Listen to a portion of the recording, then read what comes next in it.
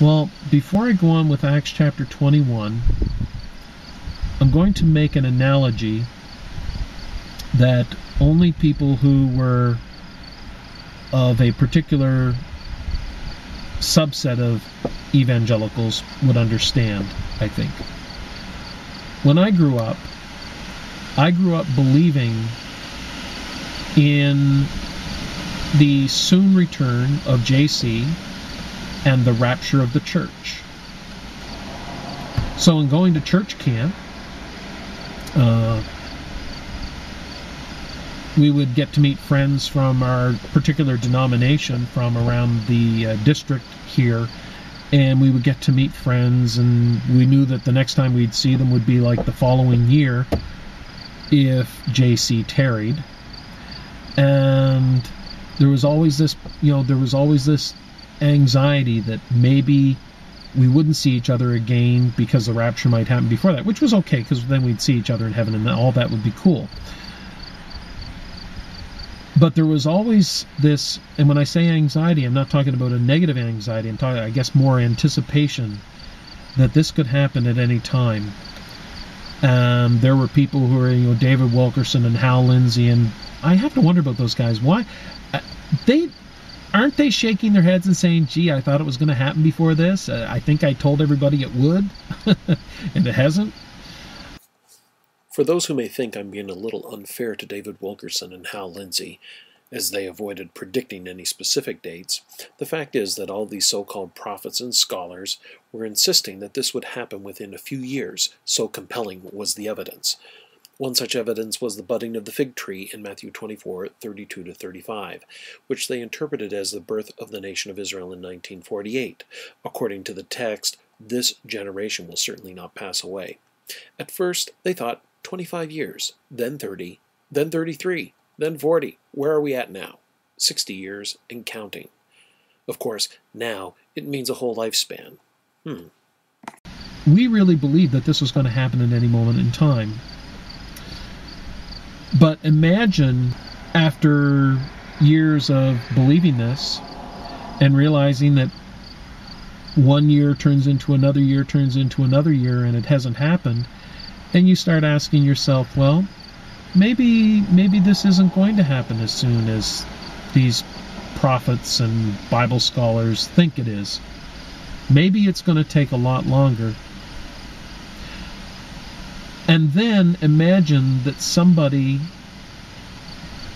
comes out and says, geologists have determined that there's a crack in the Mount of Olives. And of course, upon hearing this news, it would just, all of a sudden you're like, oh, the rapture's going to happen, we've got to do something, we've got to get ready. Well, imagine, how would you go about getting ready as a Christian? Waiting for the rapture, waiting to get sucked off of planet Earth to be gathered up to the Lord's select, and while judgment and wrath was going to be poured out, because we were pre-dispensational, premillennial dispensationalists. Pre-tribulation, I think I should have said pre-tribulation, premillennial dispensationalists. If we had heard that there was a crack in the Mount of Olives, and that this was being interpreted by all of the Bible scholars and by all the Christian leaders as being an indicator that the rapture is about to happen, how would you live? How would you behave? What would you do? How would you spend the next week? Let's say that somebody showed up and could give incontrovertible, really convincing proof that within the next 2 months, without any shadow of a doubt, the second coming was going to take place. Couldn't tell exactly what day, what week, but sometime within the next 2 months. If you could really prove this, how would you live? Well, I can tell you how I would have lived. I would have prayed more. I would have been very busy telling my friends about JC. The churches would have had their doors open 24/7, and there would be a complete transformation in the way people behaved. They wouldn't go on with their lives as, getting up and going to work. A lot of people would probably end up quitting their jobs and get very active in trying to convince as many people as they could to avoid the coming wrath. They'd be letting people know about this evidence of what is about to happen. This rapture. And you got to get ready for it. Well, how's that any different from a Jew who has grown up reading the prophets and over again reading in the prophets how the prophets said to them, this is why you got booted out of your homeland. This is why you have been scattered. This is why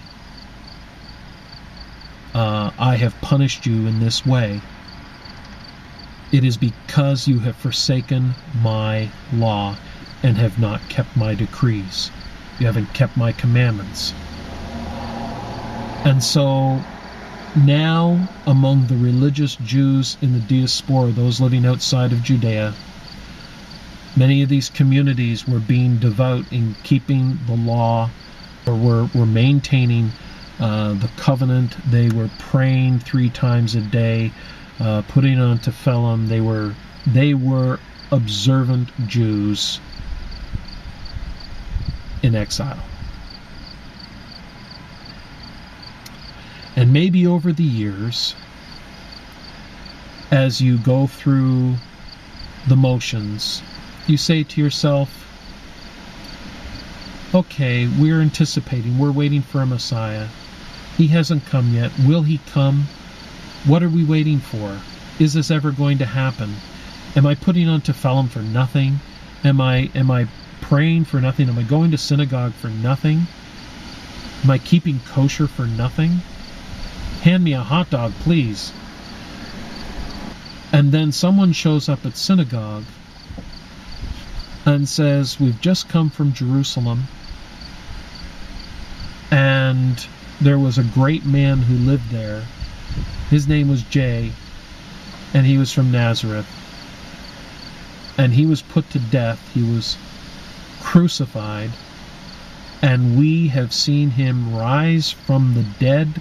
He walked and talked with us for many days, and then ascended into heaven, and he's returning very soon. And he commanded us to go out to everybody in the diaspora and to let them know that the Messiah has come, and he's returning very soon to restore the kingdom of Israel. This was their message. This was their message. Imagine being a Jew living in the diaspora, hearing that news.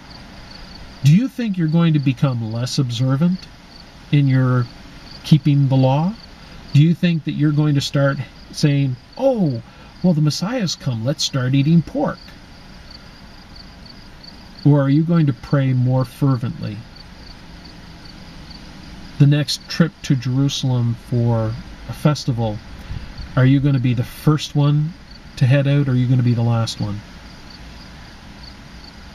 Are your prayers going to be more intense or less intense? I don't think it takes a lot of imagination to understand why these Jews were zealous for the law. The only problem with it is it completely contradicts the Christian interpretation of the New Testament.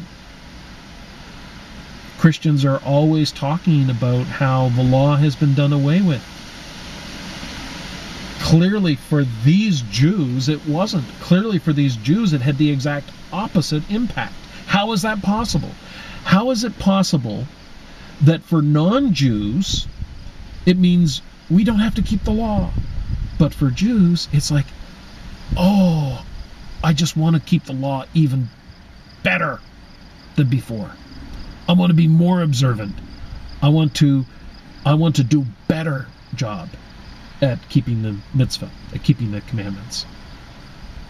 Why this kind of polar opposite reaction from these two groups?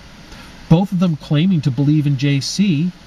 One of them becomes uber-observant, and the others become anti-observant. How is that possible?